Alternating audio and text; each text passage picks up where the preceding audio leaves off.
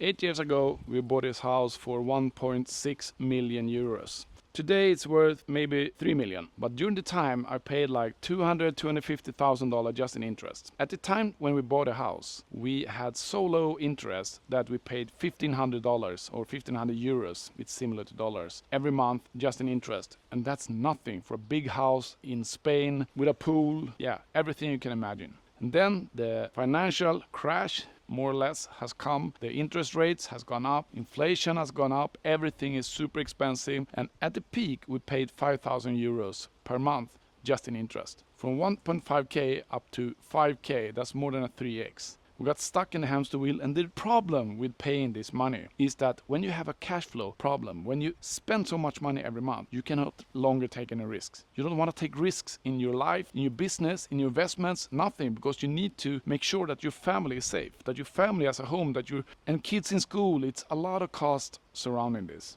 A friend told me this a couple of years ago when I sold my company, that he wanted to pay off his mortgage loan. I was like, why? It's so low interest. It's better to use the money to make more money with. But now I understand. It's about the risk. It's about that you cannot longer take any more risks, because you need to have a pile of money in the bank account to be able to survive whatever happens for 12 months, 60 months, 80 months, 24 months. I don't know what it is for you, but for me, I want to have a long path forward where I am not worried about money.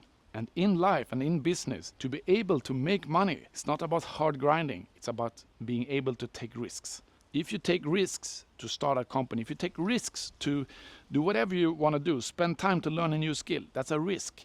And it doesn't pan out. You will have a tough time if you have a high cost of living. So bank loans to me is a way to get us stuck in the hamster wheel. And I live by something I call GET, the GET lifestyle, geographical, economical, and time freedom. And right now, I'm back in the hamster wheel. I'm working all day long. I'm making videos.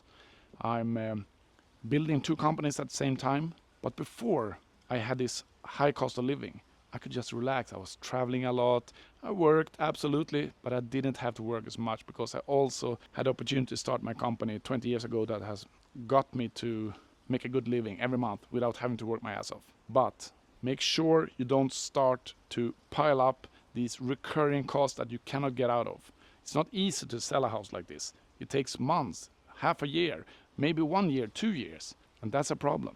If you have a luxury way of living, expensive restaurants, or if you buy expensive clothes, you can just stop that like that, and you have no high cost of that month, as long as you don't have a big mortgage to pay off. Just a thought.